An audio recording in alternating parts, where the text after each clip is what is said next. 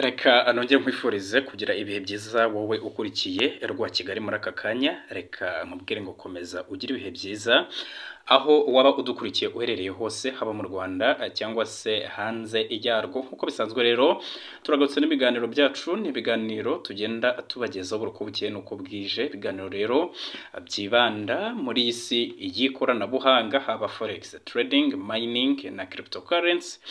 Muri rusange ni muri urwo rwego rero ngarutse kugira ngo tuganire ku makuru agezweho ya P network. Ni amakuru rero ashyushye, ni amakuru meza, ni amakuru aryoheye amatwi, kandi ni amakuru arakwereka ko kuba warisanze muri uyu mushinga wa P network bisa naho ari umugisha wowe wagize. Nk'uko bisanzwe rero nge kuri mikoro za Rwa Kigali ndi Jet, aribwo bwa mbere udusuye ushobora gukanda buto ya subscribe kugira ngo tujye tubana mu biganiro bigiye bitandukanye tugenda tukugezaho buri uko bukeye no kubwije.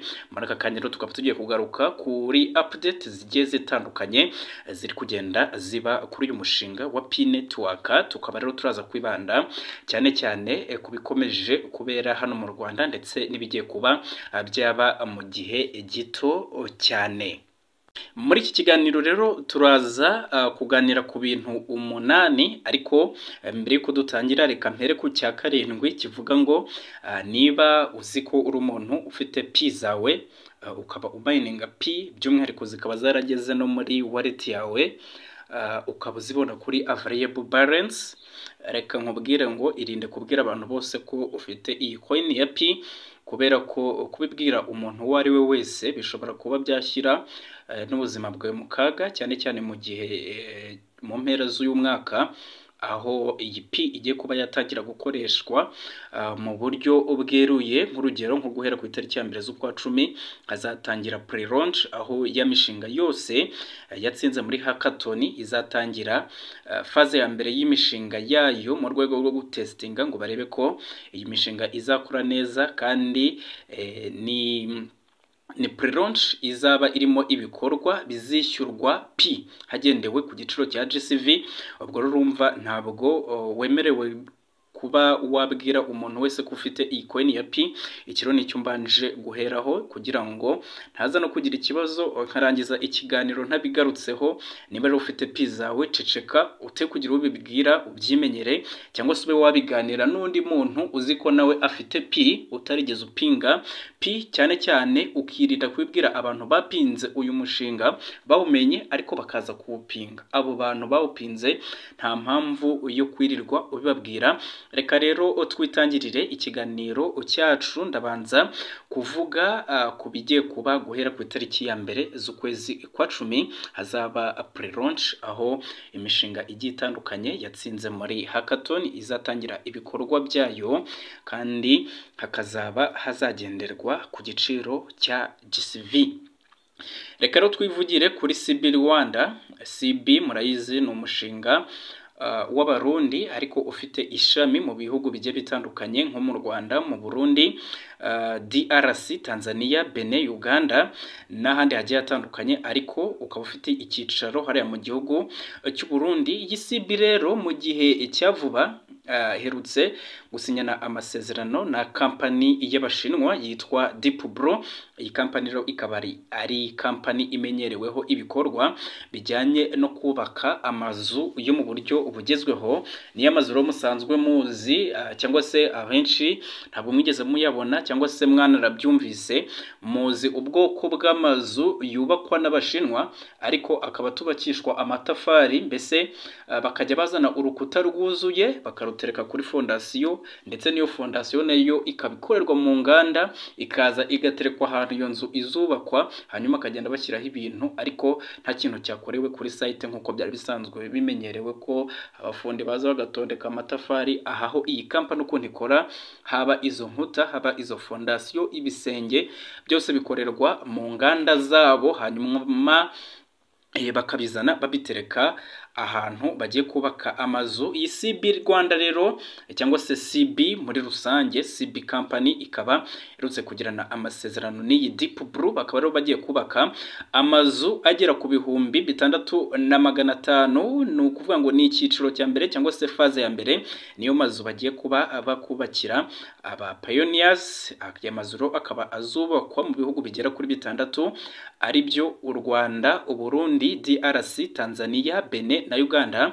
Iki kiganiro rero impamvu nagikoze ni ukugira ngo nawe wumve niba waba mu bantu bagiye kubakirwa aya mazu muri feze ya mbere, kuko turaza kugaruka ku bintu bigiye bisabwa kugira ngo nawe wakubakirwa iyi nzu muri iyi feze ya mbere. Hano rero mu gihugu cy'u Rwanda bakazaba bazahubaka amazu agera ku 1000, naho mu Burundi bakahubaka amazu 1000, muri Kongo bakahubaka amazu 1000, Tanzania nayo bakayubakamo amazu 1000, ndetse no muri Benin bazubakayo amazu 1000, noneho muri Uganda ho bazubakayo amazu 500. Aya mazu yose hamwe rero ni 6500, ariko kubera ko turi hano mu Rwanda reka tugaruke ku bizaba bisabwa hano mu Rwanda.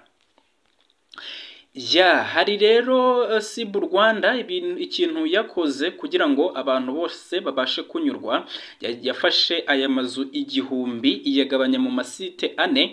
Aya masite 4 rero hano mu Rwanda niyo azubakwaho aya mazu.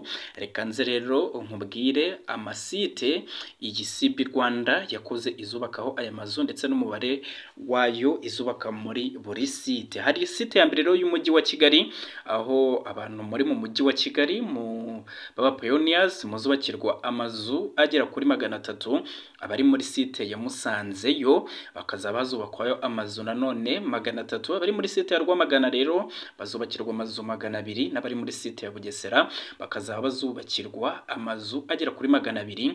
Abatiyumvise rero muri izi site namwe ubwo mushobora kuzubakirwa muri faze ya kabiri, kuko nkwibutsa ko iyi ari faze ya mbere y'amazu 1000 azubakwa hano mu gihugu cy'u Rwanda. Mu bijyanye rero n'ubwoko bw'amazu azubakwa muri buri site, muri site ya Kigali hazubakwa amazu ageretse 3.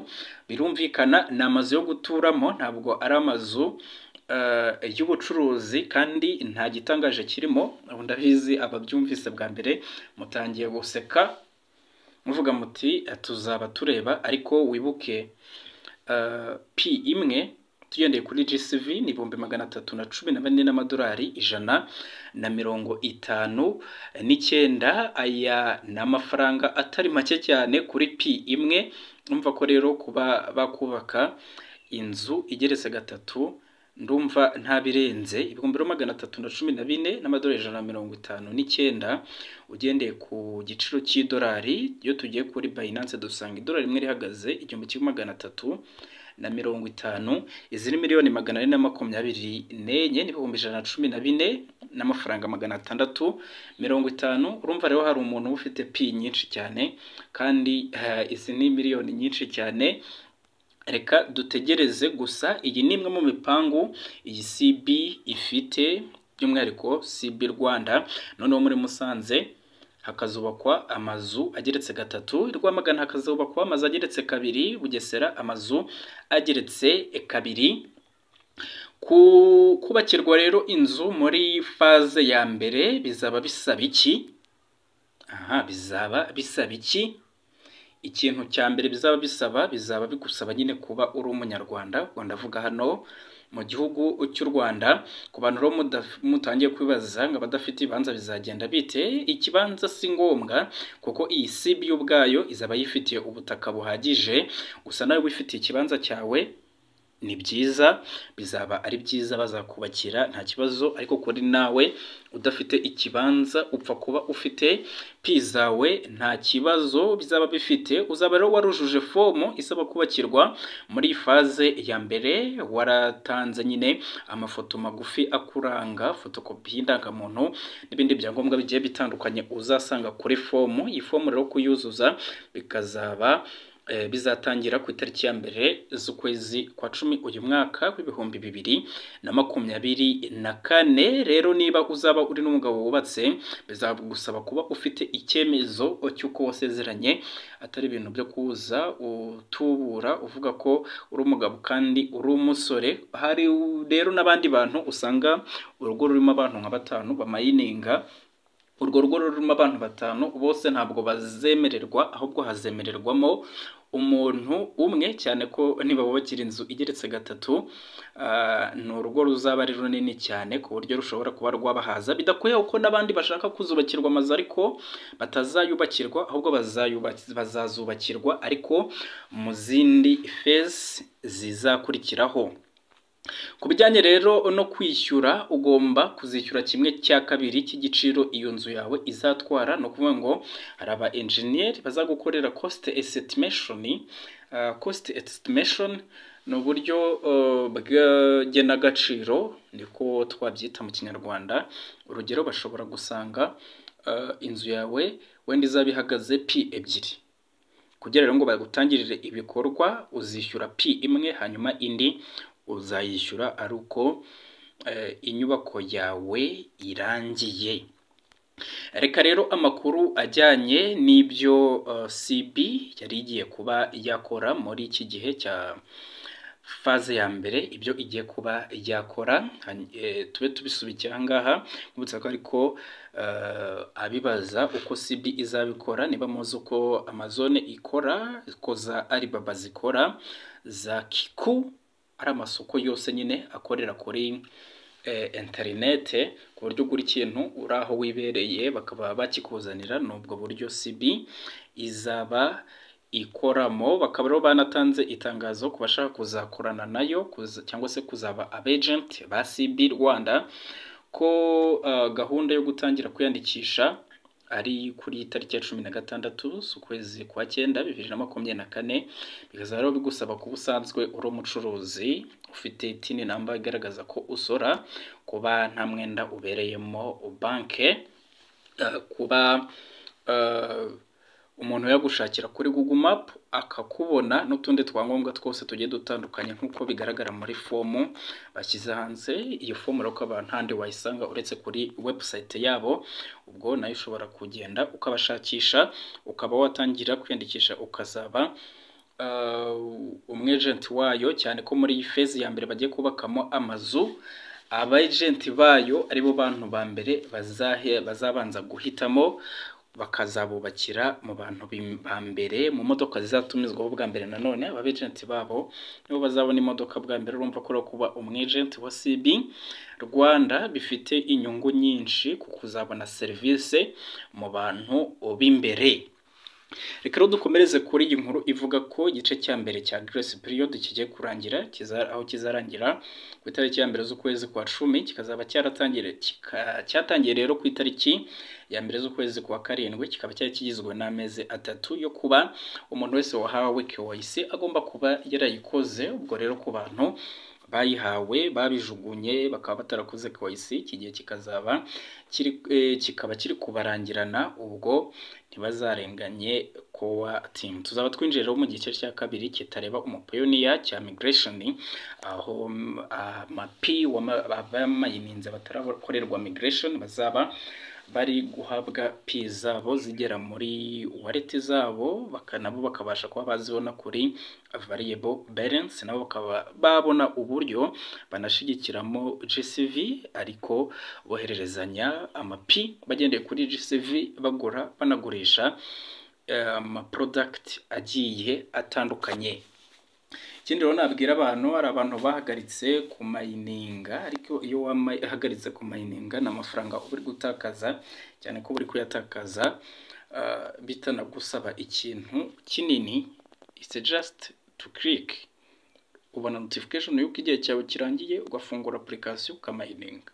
Mayininga reka kuvuga ngo warayagwije, yego warayagwije, ariko ushobora kwibaza impamvu ba Mark Zuckerberg bagikora, ba Bill Gates bagikora kandi arabaherwe ku isi. Ubwo rero nawe nta mpamvu ufite yo guhagarika gukora mu gihe abandi bakiri dusanzwe tuzi bo bagikora mining icyo rero nacyo ukaba ugomba kwisubiraho. Urugero nk'abantu natumiye 30% nibo bari kumayinga, abandi bose barabihagaritse. Ariko si igitekerezo cyiza kururekera ku mayininga. Ikindi nakubwira no kubika passphase, kuko nuzita uzaba utakaje pi zawe zose. Ubwo rero urumva ko izi passphase no kuzibika ahantu heza.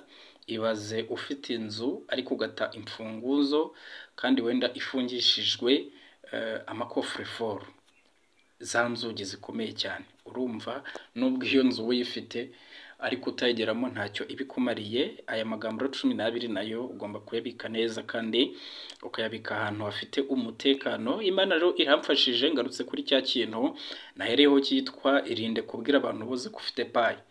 Abantu buriya bose ntabwo bagira imitima imwe. Hari abantu bagira amashyari ku buryo rwose ashobora kukugirira ishyari, cyane cyane nk'igihe azababona pi zawe utangiye kuzibyaza umusaruro. Nayo mpamvu nkubwira ngo rero niba ufite pi zawe, umuntu mwakabiganiriye ni umuntu uzi neza ko nawe azifite amayininga, uwo mwaganira. Ariko umuntu utazifite si ngombwa kwirirwa ubimubwira, kuko abantu ntabwo bateye kimwe. Ikindi nasorezaho rero, niba warabonye KYC ikaba yarabaye completed, warapasinze, warabonye ibara ry'icyatsi, saba kuba umuvalidator, kuko kuba umuvalidator bizakongerera pi zawe, kuko nyuma abantu bavalidatinze abandi bazabona ibihembo bigiye bitandukanye. Ntabwo tuzi ngo bazahembwa ngahe, ariko bazahembwa kuko karana akazi kameze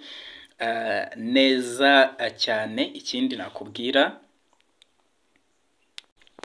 nuko kuri wowe ukunda forex trading ushobora kujoininga groupe nashyize muri description, aho dutanga setups z'ubuntu, signal z'ubuntu muri groupe yacu, ndetse n'amasomo agiye atandukanye yigisha forex trading. Mu gihe utarabona amafaranga ya payi, ushobora kuba no kwishakira hariya muri forex trading. Reka rero ikiganiro nimba afitiye kuri uyu munsi mbe ngihiniye ahangaha. Nkubutsa ko rero aribwo bwa mbere ugeze kuri Rwa Kigali, ushobora gukanda buto ya subscribe kugira ngo tujye tubana mu biganiro bigiye bitandukanye tugenda tubagezaho buruko bukeye nuko bwije. Tubisoreza ngaha kugira ngo ciao.